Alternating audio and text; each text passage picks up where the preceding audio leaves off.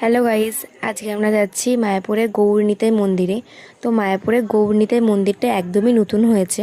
তো চলো মায়াপুরের গৌরনিতাই মন্দিরটা আমি তোমাদের ঘুরে দেখাই। তো দেখো, আমরা রেডি হয়ে বাইরে বেরিয়ে পড়েছি আর হাঁটতেও শুরু করে দিয়েছি।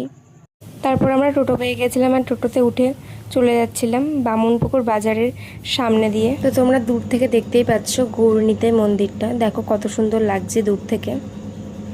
দেখো মন্দিরের ভিউটা গাছের আড়াল থেকে কত সুন্দর লাগছে। তারপরে আমরা মন্দিরের ভিতরে ঢুকে পড়েছিলাম আর এই যে পুরো মন্দিরটা। আর তারপরে আমরা সিঁড়ি দিয়ে উঠছিলাম। যেহেতু মন্দিরের ভিতরে ভিডিও করা বারণ ছিল, তাই আমরা তেমন ভিডিও নিতে পারিনি। যেইটুকুনি দেখাচ্ছি সেইটুকুনি দেখো তোমরা।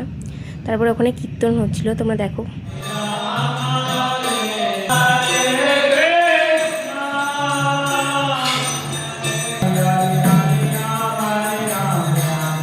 তারপর আমরা মন্দিরের ভেতরে লুকিয়ে লুকিয়ে ভিডিও করেছিলাম। আর দেখো তোমরা, ঠাকুরগুলো জগন্নাথ ছিল, গৌরনিতাই ছিল আর নৃসিংহদেব ছিল। আমি তারপরে বাইরে থেকে ভিডিও করেছিলাম, যেহেতু ওরা বারণ করেছিল। তারপরে আমরা মন্দির থেকে নামছিলাম। আর মন্দির থেকে নামার পর আমরা পুরোটা ভিউ দেখালাম। মন্দিরটাও অত্যন্ত সুন্দর ছিল, চারিদিকে গাছপালাতে পরিপূর্ণ ছিল।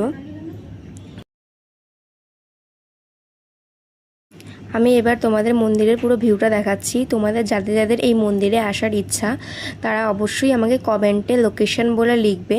আমি তোমাদের মেসেজ বক্সে গিয়ে লোকেশন দিয়ে আসবো। তো তোমরা ভিউটা দেখো।